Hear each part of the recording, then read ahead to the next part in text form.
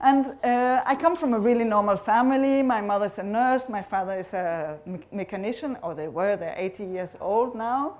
And for some reason they put me in the Waldorf school where I started to play the violin.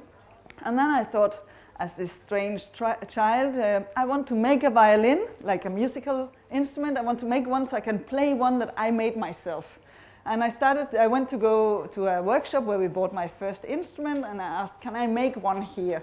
And the guy said, yeah, but like an apprenticeship then. And I said, well, yeah, okay. You know, in Denmark you have a lot of time, spare time. You go to school only until 1 o'clock, because then the night falls and you have only a few hours in the afternoon. So I said, yeah, okay.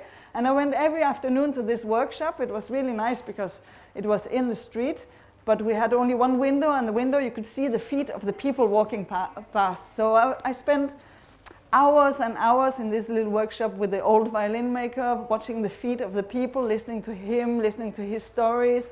And eventually I made my first violin when I was 14. And I remember coming home and, oh no, the sound should be off. Oh, sorry. I remember coming home the first day. I locked the door and I opened the violin case to play the first time on my violin. And I knew, because I wanted to be a violinist, and I knew in that moment I didn't want to be a violinist, I want to make instruments. So now I've been making instruments for 29 years. I'm 43, and I've been doing this a little bit all over the world. I've been doing it in Denmark. I made instruments in France, in Germany, in England. I studied actually in Newark-on-Trent, next to Nottingham, for 3 years. I went to the violin making workshop. That's why I talk English, because I'm from Denmark. And well, we do talk English, but and now I have a French accent, I know, because I lived in France for 11 years. And in France, I got a daughter. I got married, I got a daughter. And when my daughter was around 5 years old, she wanted to learn how to bicycle. And so she was a like really careful child. She like in the moon, a little bit opposite me. I was very focused, and she was, but she never fell. So she was so afraid of falling when she was doing bicycling that I had to run next to her all the time. So I ran next to her. You already heard the talk last year.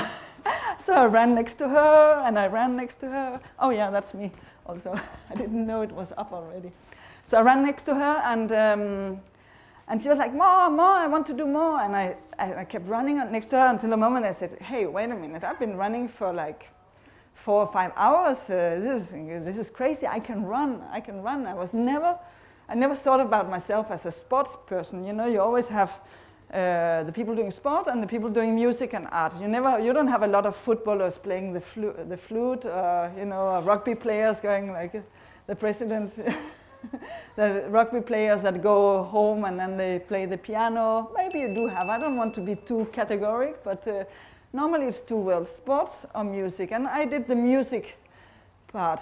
And then suddenly I thought, I can maybe run. So I thought, I'm going to do a marathon.